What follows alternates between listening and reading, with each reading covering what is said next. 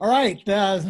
Once again, thanks for coming by and stopping by paulmerca.blogspot.com. My name's Paul Merca. I'm the editor and publisher of paulmerca.blogspot.com. First of all, I hope that those of you who watched last week's roundtable discussion with Larry Eder and Jim Gerwick had an opportunity to look at it, and if you have a chance, go ahead and comment on it by clicking on the envelope at the bottom of the blog post or on our YouTube page. Pleased today to be joined by 2016 U.S. Olympian Andrea Geubelle Norris from her home in Lawrence, Kansas.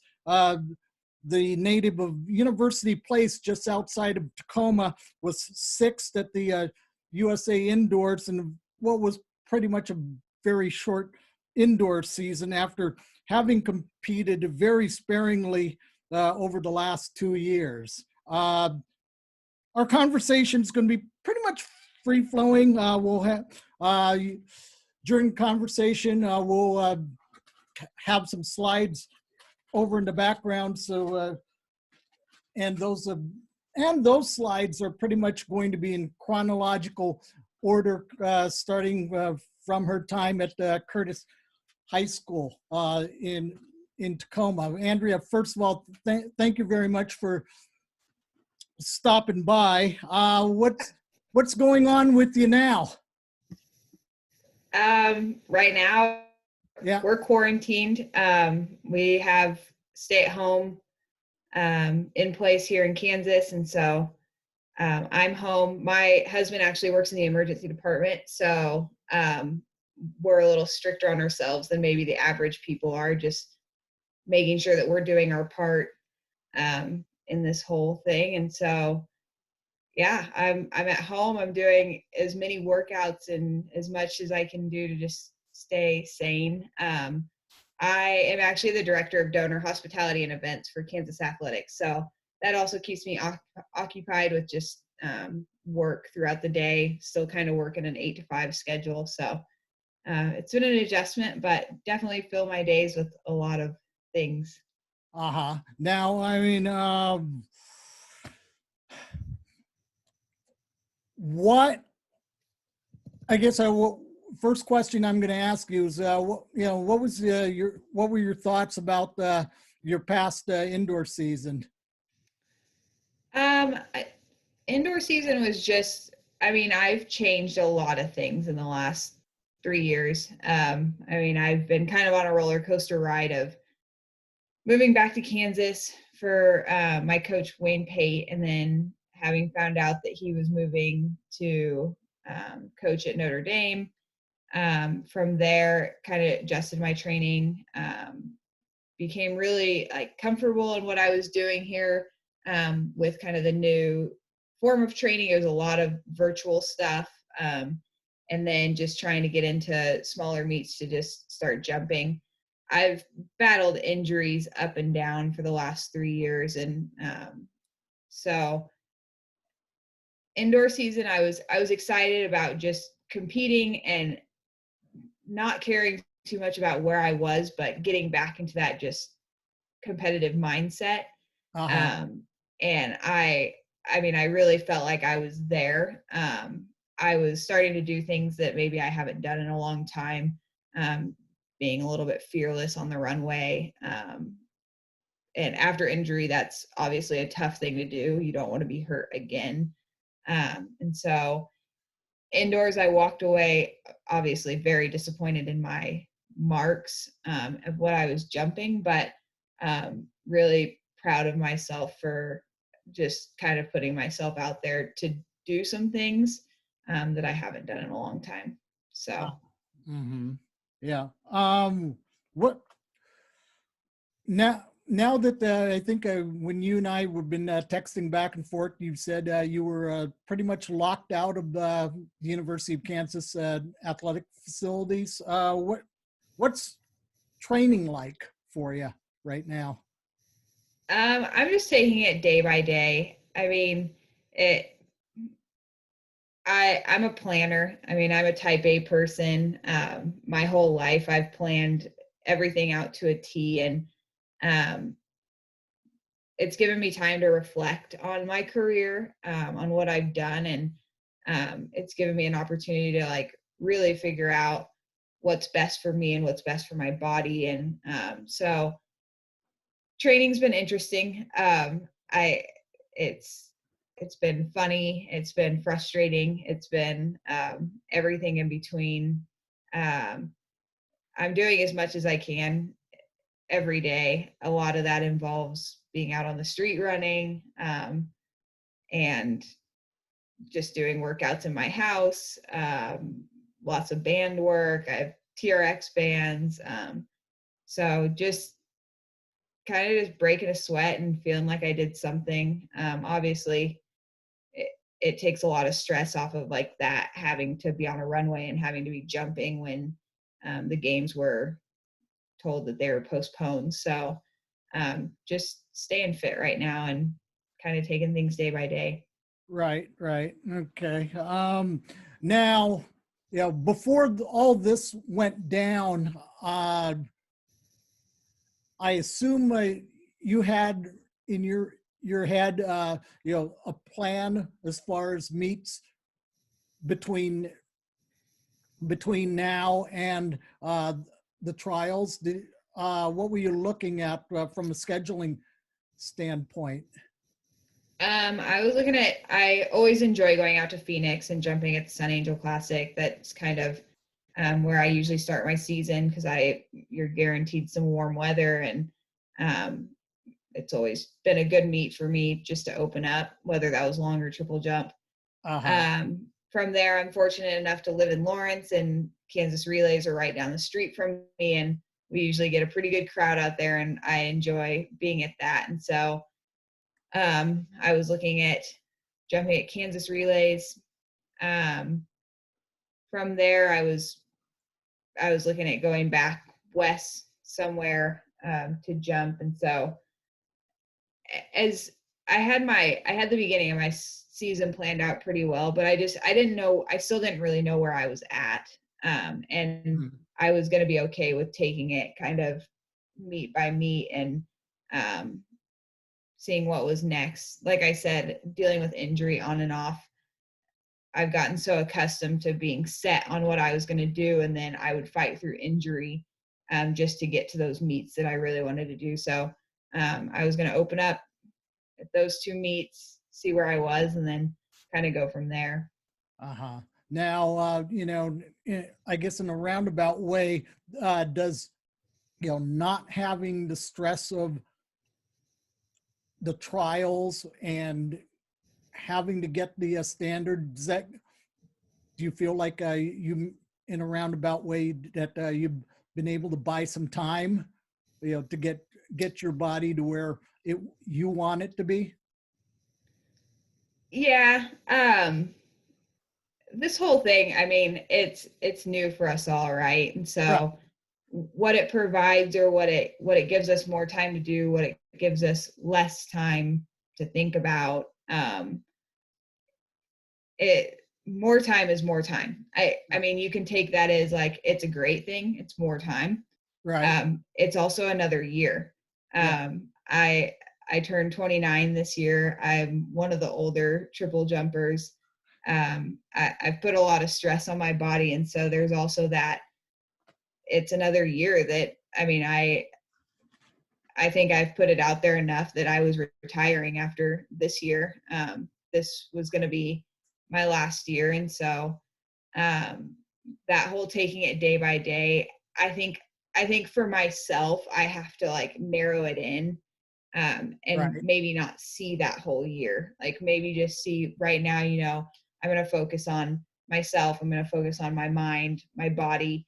And then, in 4 months, we're going to reevaluate where we're at. And so, yeah, it gives you more time to hit the standard. Definitely. I think that's Right. going to play a benefit into a lot of people, but there's so many of us, and I've had a lot of talks with other athletes. I mean, we're all dealing with very different situations. You have people that were coming back and they're about to do some pretty incredible things. I'm a realist.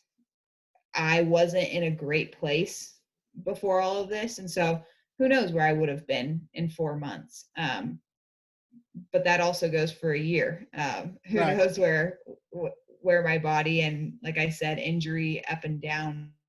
Um, so a year's a year. We kind of get to make some decisions on what we're going to do with that. So like I said, I think right now I have to keep it day by day, or else I kind of overwhelm myself with what that year is. Right. Right. Right. Right. Now, what over the years, I'm sure you sort of refined what your weekly in competition training schedule is like. What what is your, if assuming that we didn't have what we had go down, what would a typical in-season training week look like for you? So that's where a lot of things have changed up in the last, 6 months with Uh-huh. me reevaluating where I am and where my body is.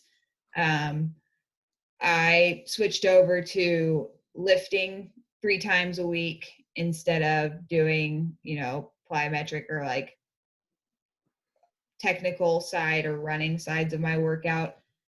So I lift Monday, Wednesday, Friday. Sometimes I lift on Sundays, just depending on, or I use Sunday as a recovery day, just trying to listen to my body again. And then I was using Thursdays as a more technical day. And then Tuesdays were usually my pretty hard days of either speed conditioning or um, more just like plyometric training days. So I was kind of just like settling into that. Like I said, I've changed that up a lot over the past 3 years, just trying to figure out um, what was causing injuries, just being a little bit more in tune with my body. Uh-huh.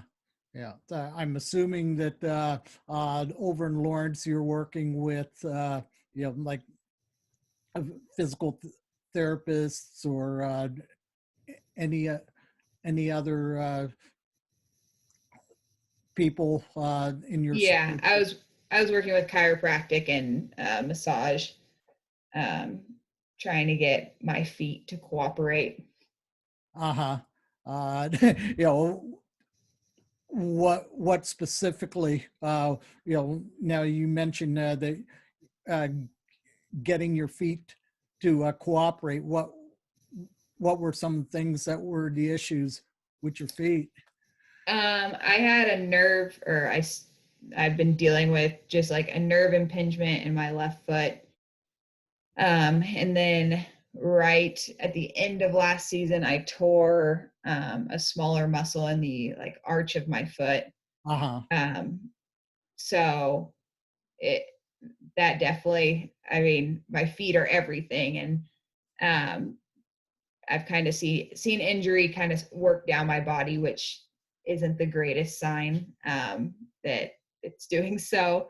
And so just, I mean, getting back to where I felt good. And like I said, I'm a realist, and I wasn't feeling great indoor season. I was a little discouraged of how much time I had taken off in the summer trying to get these things to heal, and that they weren't feeling 100%. And so I was battling with like, is this just what 100% feels like now? And trying to like mentally get through like that whole, it's not going to hurt if I, push it a little bit more on the runway. It's going to hurt if I'm trying to hold back. And so just getting mentally past that was what indoor was kind of all about. Uh-huh. Uh-huh.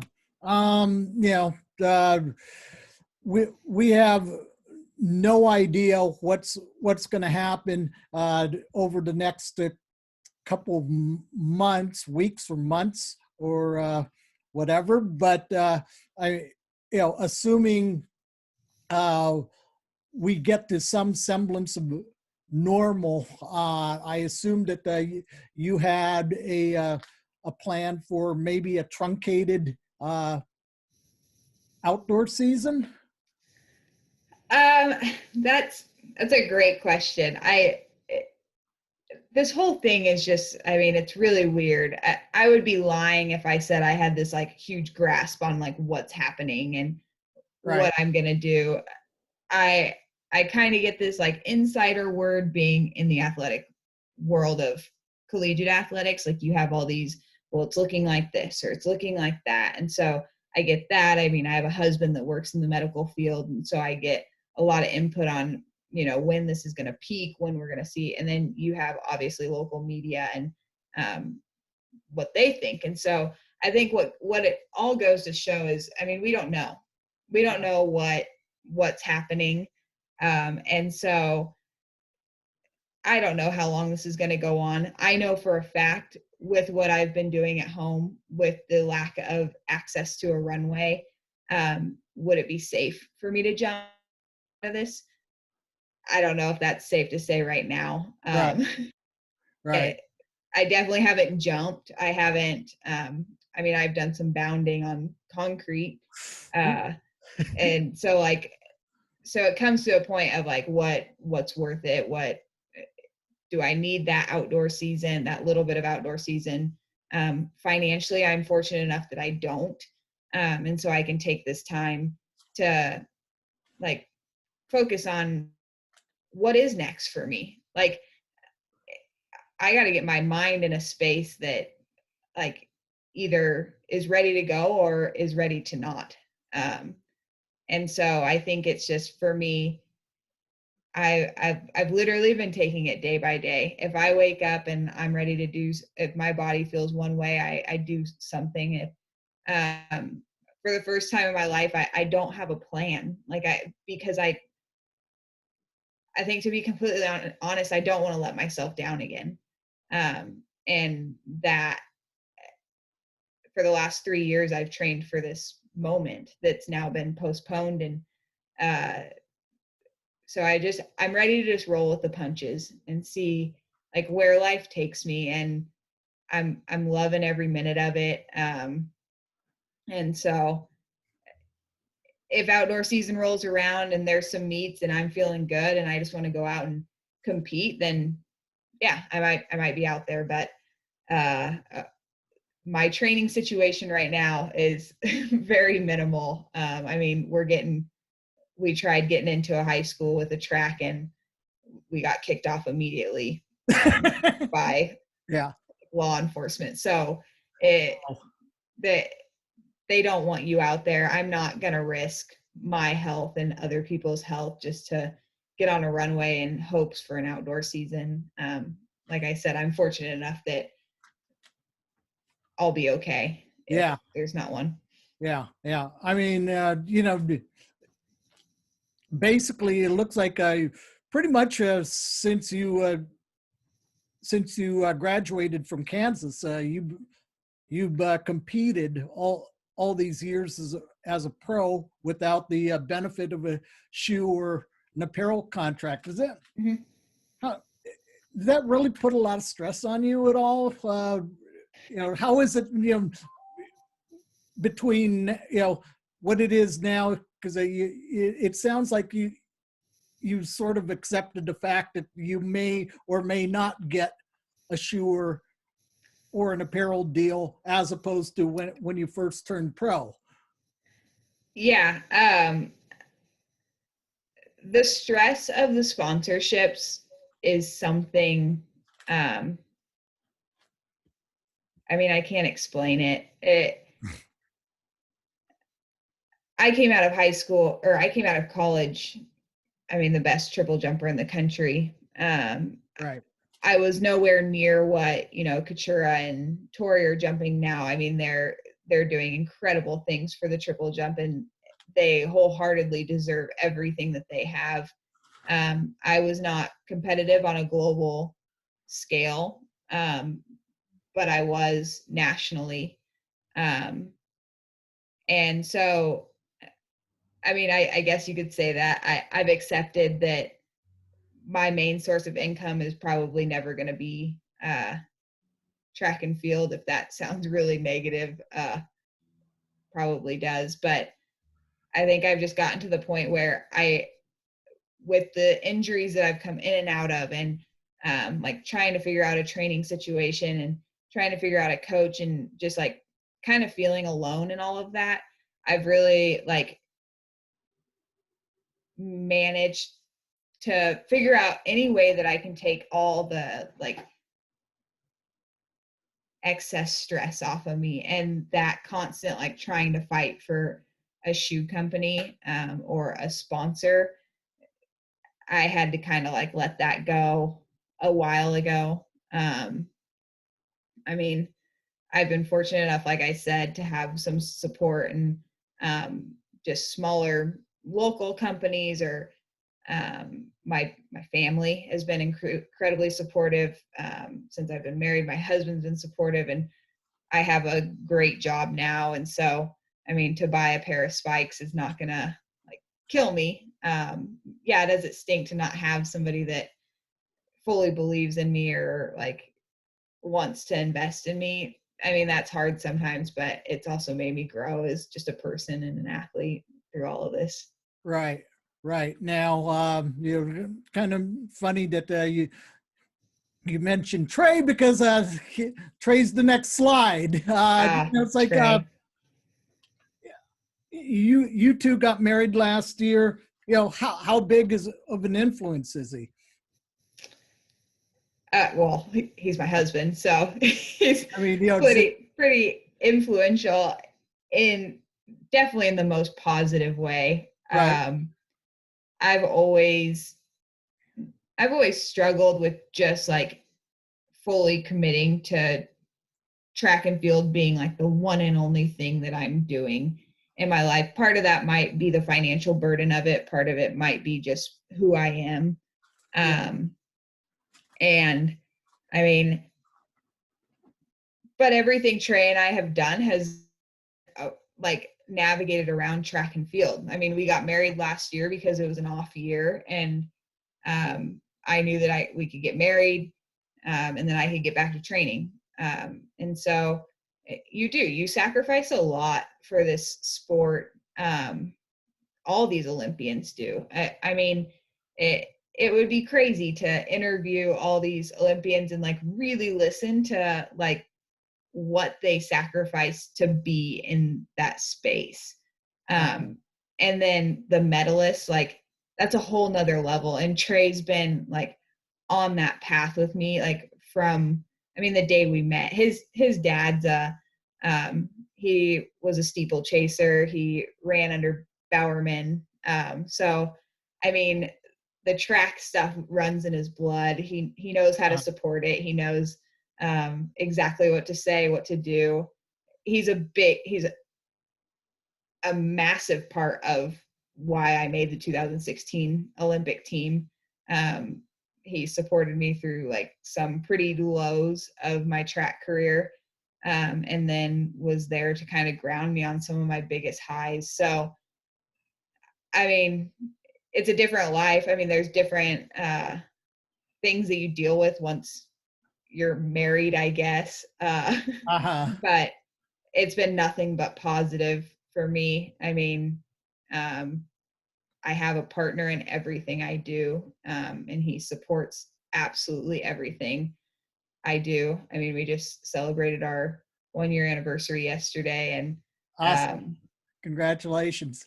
thanks. And especially through this whole postponement, everybody's like, this is a conversation you and Trey need to have. And I'm like, oh my gosh, if only like Trey would have an opinion in all of this, but he doesn't. He just purely supports whatever I want. Whatever that is, he doesn't, I don't need to be a 4 or 5-time Olympian. I don't need to be an Olympian. Like Trey just will support anything and everything I do. So, he's made this all a really fun ride to just have that companion and that person always there cheering me on. Right. Now, I guess probably the final question is, obviously, what's next? That is a great question. I wish somebody could answer that. Um, I think I've kind of keyed to it through this whole thing. I I know there's a lot of people. I mean, there's a lot of athletes that are on both sides of it. Right. And I think I'm one of those that's right there in the middle. Um, do I want to make another Olympic team? Yeah. I mean, who doesn't? Right. But I just don't know. I don't know. Yeah. I don't know where my body's going to be. I don't know where my mind's going to be. I mean, it's a lot. It's a year of continuing to put your life on hold. And some people are, I mean, there's no other option. There's no other thought in the world than to push this next year. Like, you committed so much of your life to this one thing. Like, why would you stop now? Like, right. Why would you let this hold you back? And I fully get that. Like, I mean, I'm a competitor at heart. And so for once, I have to step back and make some choices for myself, for my own happiness. At the end of the day, that's what it's about, right? Like, yeah.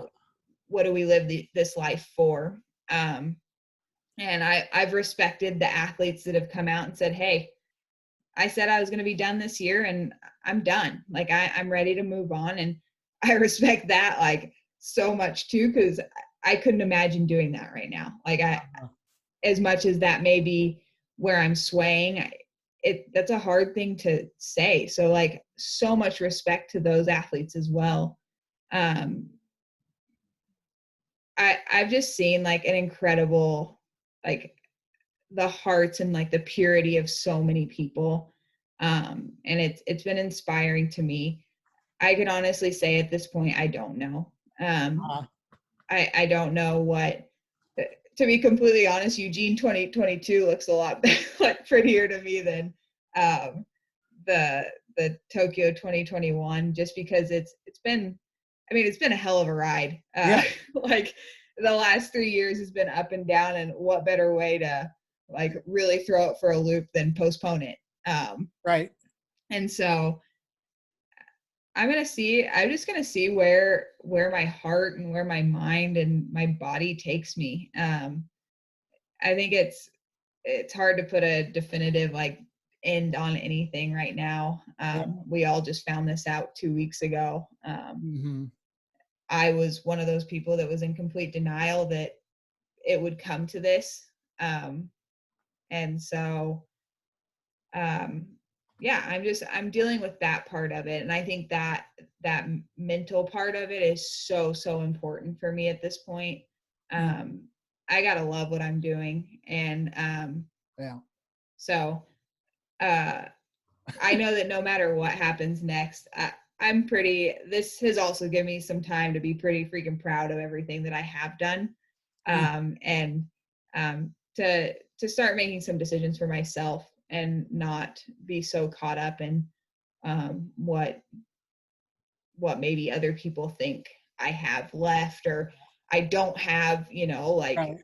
You could look at my indoor marks and go, what the hell is she doing even thinking about continuing to do track and field? But I gotta make some decisions that are the best for me and my family. Unfortunately, Trey is gonna support anything, so there's nothing he could help with there. Retirement was on the horizon. I will be completely honest and forthcoming of that. I was very ready to move on with my life and start a family. I have, like I said, I absolutely love my job. I love working at KU. I love feeling like I make an impact in athletes' days every day. And so I'm also extremely fortunate that I even have options right now. I have a husband that's supportive. I am an Olympian. I've I've kind of done a lot of things in this track realm and in my personal life. And so I'm just really like grateful and thankful for, you know, kind of what's shown through in all of this. And that's that I got a pretty damn good support group. And I have some options that no matter what way I go, I know I'm going to be pretty happy and have lived pretty good life to this age of 28. So.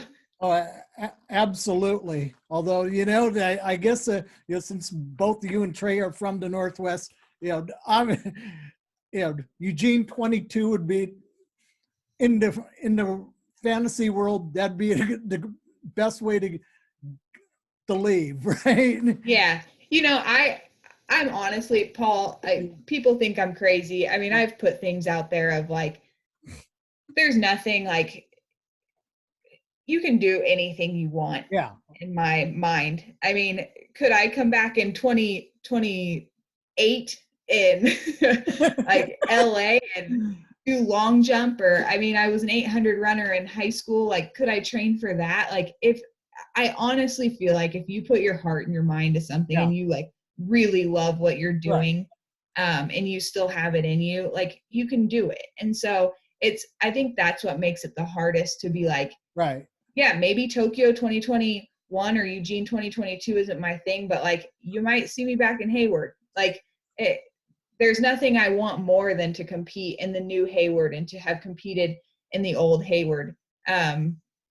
What that's going to look like, I don't know. I'm a competitor at heart. Triple jump is forever going to be a part of my life. Right. I don't want to push myself to the point where I resent it or I don't like it. Cause I mean, I work with athletes every day that I'm trying to pull them back into loving what they did. And I've always said I will not get to that point.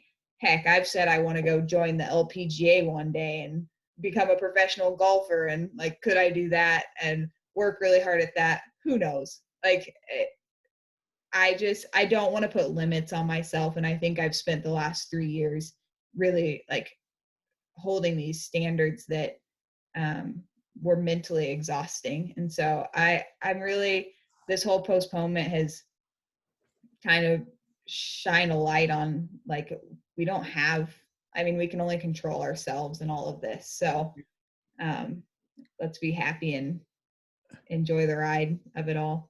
Right.